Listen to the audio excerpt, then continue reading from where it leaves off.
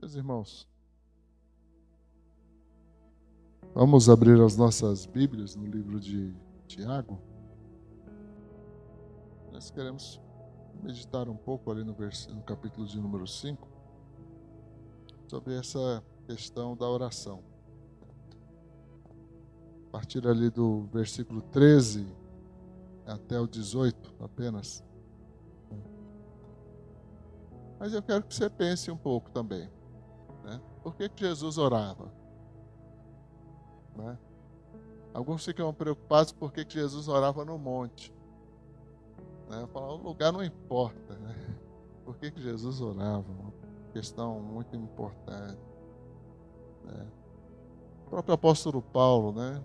Por que Paulo orava? Tinha tanto conhecimento. Né?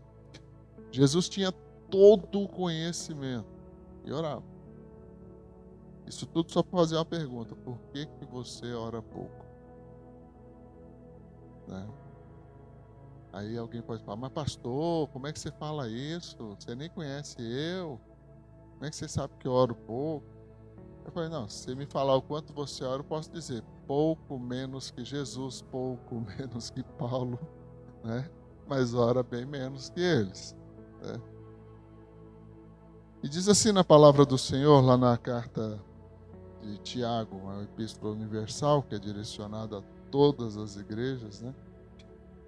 Diz assim, algum de vocês está passando por dificuldades? Então ore. Alguém está feliz? Cante louvores. Alguém está doente? Chame os presbíteros da igreja para que venham e orem sobre ele e o unjam com óleo em nome do Senhor. Essa oração de fé curará o enfermo e o Senhor o restabelecerá. E se cometeu algum pecado, será perdoado. Portanto, confessem seus pecados uns aos outros e orem uns pelos outros para serem curados. A oração de um justo tem grande poder e produz grandes resultados. Elias era humano como nós. E, no entanto, quando orou insistentemente para que não caísse chuva, não choveu durante 3 anos e meio. Então orou outra vez, e o céu enviou chuva, e a terra começou a produzir suas colheitas. Amém? Então vamos fatiar aqui esse pequeno trecho em algumas partes, né? Primeiro, as circunstâncias, né? Não importa quais sejam as circunstâncias, há sempre um espaço para oração, né? Ele começa ali, está alguém passando dificuldade? E quem não passa, né? E quem não tem dificuldades, quem é que não tem lutas, né? Então ore, né? Não espere não, aproveita e ora. Se achega mais ao Senhor, busque mais a Deus, né? Está alguém feliz? Né? Cante louvores. Os louvores são para quem mesmo? Para Deus. E a oração? Então tá tudo fechado, né? Certíssimo. Tudo para Deus, né? Não é um pensamento egoísta, não é uma coisa voltada para nós, mas é exatamente na busca do Senhor, né? Então ele ainda diz, alguém está doente, né? E a doença muitas vezes é a agenda nossa, muitas vezes de uma vida inteira, né? A existência inteira. Ou alguém conhecido nosso, da nossa família, né? E a gente acompanha, né? E da nossa convivência também, amigos, vizinhos, irmãos, sempre vamos encontrar um doente. Né?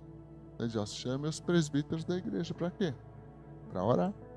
Orar e ungir com óleo em nome do Senhor. E essa oração de fé curará o enfermo e o Senhor restabelecerá. E se cometeu algum pecado, será perdoado. Olha aqui, agora tem uma coisa diferente aqui, né? Até esse momento nós estávamos falando de falar com Deus, de louvar a Deus. Mas agora tem uma questão também do pecado, né? O pecado. Ah, pastor, mas será que todo mundo que adoece pecou? Ah, pecou, mas isso não é a causa da doença, tá, gente? A doença é um mal que entrou no mundo desde que Adão pecou.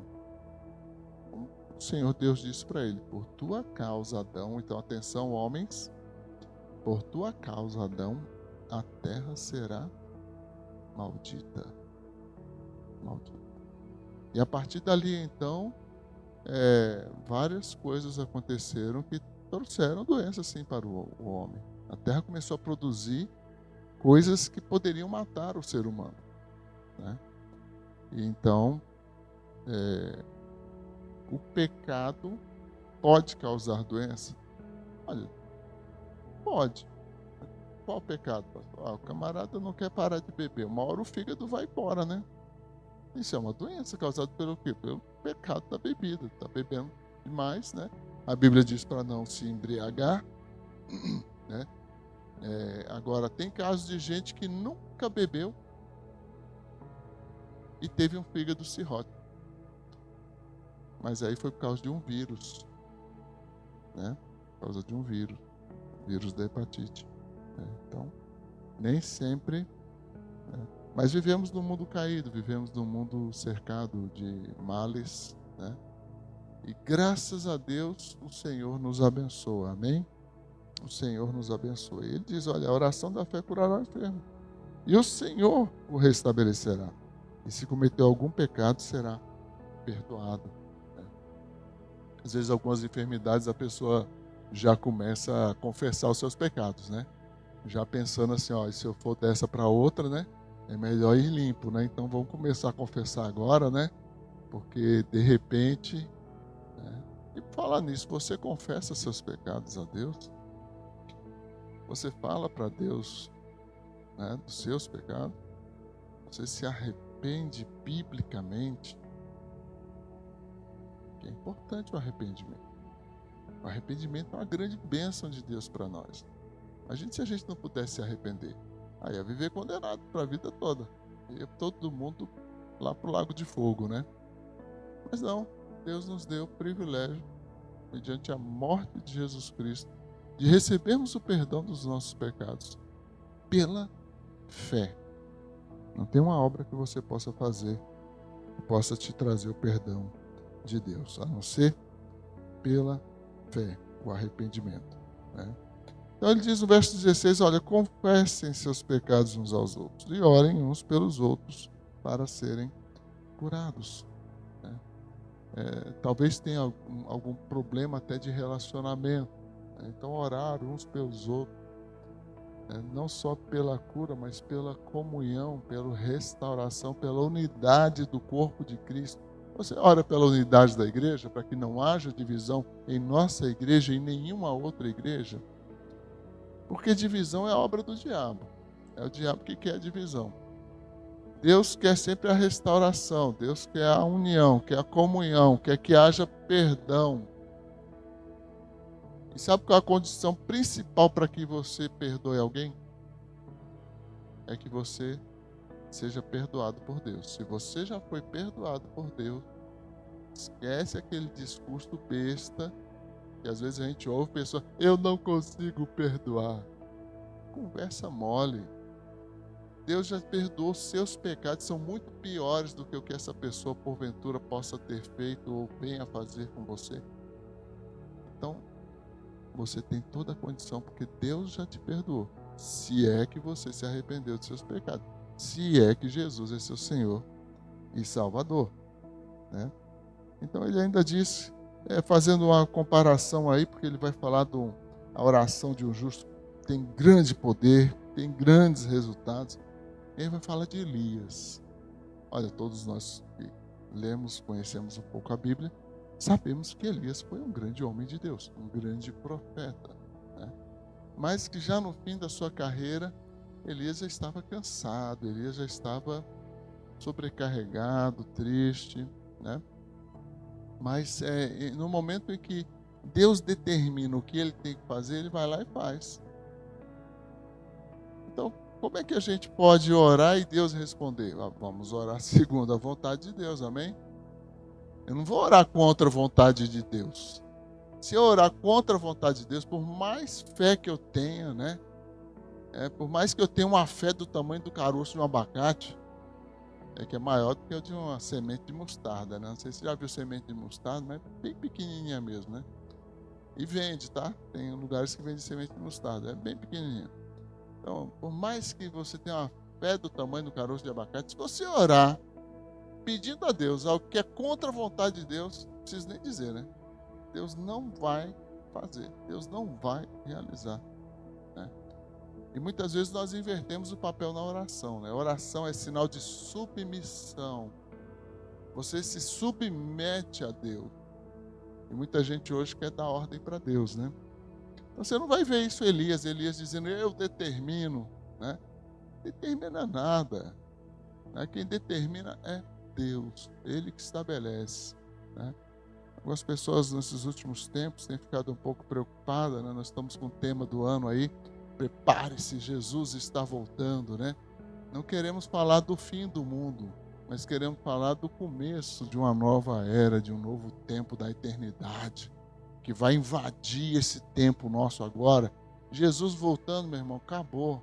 Não tem botão especial para acabar com o mundo, de bombas nucleares, de doenças, de ataques. Não, esquece, não preocupa com isso não. É Deus que é soberano.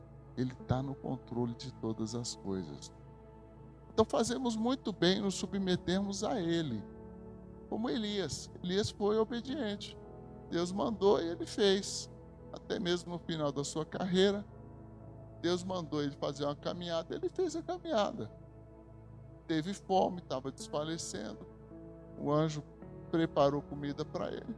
Elias subiu no monte, ouviu o que o Senhor tinha que falar e depois ele desceu. E aí fez o que Deus mandou, escolheu um homem e o iria substituir. Quem era? Eliseu. Eliseu, né? E ele substituiu Elias. E Elias cumpriu a vontade do Senhor. Grande profeta, grande profeta. Tanto é que você vai ver Elias sendo, marcando sua presença, né? Ali, junto a Jesus Cristo, ali no Monte da Transfiguração, né? Então, Pedro, Tiago e João estavam ali com Jesus orando, e o rosto de Jesus resplandeceu, o corpo dele todo resplandeceu, e eles viram, então, dois personagens, Moisés e Elias, conversando com Jesus, representando ali a lei e os profetas, né? Tremendo momento aí no ministério de Jesus e na aprendizagem dos seus discípulos, né? Aliás, o autor dessa epístola, eu devia ter mencionado no começo, ele é o meio-irmão de Jesus, né? Tiago, né? Lá no hebraico é Yaakov, né? Jacó, tá? Então, o nome hebraico de Tiago é Jacó, né? E é muito bacana a gente saber de algumas coisas, como essa, por exemplo. Esse Tiago aqui, tinha outros dois Tiagos, mas esse aqui especificamente é o meio-irmão de Jesus. Recomendo que você leia a epístola como um todo. Você vai perceber que Tiago cita muito do sermão de Jesus lá no Evangelho de Mateus. E ele também tem bastante condensação, bastante resumo do livro de Provérbios, né? Ele não é uma carta escrita porque uma igreja não se comportou bem ou porque teve algum problema. Não, é uma carta geral, com ensinamentos gerais, né? Que também nos alcançam aqui. E esse ensino aí da maneira como Elias, que se submeteu a Deus e ele orou para que não tivesse chuva, depois orou para que tivesse chuva, né? Tudo dentro da vontade de Deus. Amém? Alguma dúvida, alguma pergunta? Nós vamos orar daqui a pouco, mas eu quero pensar com você em termos de colocação em prática. Temos aqui para praticar, né? Obviamente, questão da oração. Não importa a circunstância, a oração, né, é vital. Antes da gente agir, temos que orar. Mas será que a gente faz assim? Será que a gente insiste mesmo nisso, né? Qual a primeira coisa que você faz quando acorda? Não vale falar que abriu o olho não, tá? Não vale falar que abriu o olho não. Mas o primeiro pensamento em geral, eu sempre procuro guiar minha mente nesse pensamento. Graças a Deus. Graças a Deus. Mais uma noite se passou. Graças a Deus. Mais um dia está começando. Graças a Deus. Gratidão. A oração tem que ter gratidão. Eu creio que a maior expressão de fé nossa é, de fato, a gratidão. Quando nós somos conscientes e reconhecedores de que Deus é bom. Deus é bom. Não importa o mal que tenha acontecido comigo. Não importa as coisas difíceis que eu tenha passado. Isso não altera o fato de que Deus é bom. Uma segunda coisa muito, muito séria que as pessoas às vezes não entendem e confundem. Nós cantamos aqui agora há pouco, é um louvor extremamente bom, no sentido de entender que Deus me ama. Deus me ama. E o diabo tenta fazer de todo jeito nos desacreditar desse amor de Deus. Como enxergamos o amor de Deus aqui nessa pequena passagem de Tiago? Diz, alguém está passando por dificuldades, então ore. Mas lá embaixo ele fala, ore uns pelos outros. É a expressão do amor de Deus que é derramado em nossos corações, nos move em direção ao outro. O amor de Deus não só nos atrai, não só nos eleva até a presença dele, mas nos move em direção ao outro. Alguém está feliz, cante louvores. Olha, se eu cantar, os irmãos já sabem, eu não faço parte do Ministério do Louvor da Igreja, por uma razão muito óbvia, Então, se eu cantar louvores, não, tem que cantar com os irmãos. Tem que estar junto, Tem que estar ali louvando a Deus em comunhão uns com os outros, De maneira que a gente possa adorar ao Senhor juntamente. E diz, olha, também quem está com problema de saúde, chama outros. É sempre uma manifestação de amor e serviço. Nós fomos chamados para isso, amém? Deus nos chamou para a salvação, para a santificação e para o serviço. Para o serviço. Isso é tão importante, servir um ao outro. Isso nos edifica, isso nos fortalece. Isso expressa a seriedade do nosso compromisso com Jesus. E é muito fácil você dizer que crê em Deus. É muito fácil você dizer que Jesus está no seu coração. Tiago vai dizer, a fé sem obras fede. Tá bom, é morta. É inútil. Não tem sentido. Não é fé. Não é fé. Se você não pode mostrar com as obras, então ela não é fé. E assim, nós vemos nesse pequeno trecho a importância e o reconhecimento da ação de Deus quando nós o buscamos. Pastor, mas se a gente pedir, Deus não vai fazer? Então pede segundo a vontade de Deus. Aliás, você pegar o modelo de oração, o Pai Nosso, o que Jesus ensinou ali? Venha a nós o teu reino, seja feita a tua vontade, assim na terra como no céu. Então, assim, é uma oração de submissão, estamos sujeitos ao Senhor nosso Deus. Não podemos jamais deixar de nos submeter à vontade de Deus. Por mais difícil que possa ser, por mais sacrificial que possa parecer, mas olha, a Bíblia ensina, a vontade de Deus é boa, perfeita e agradável.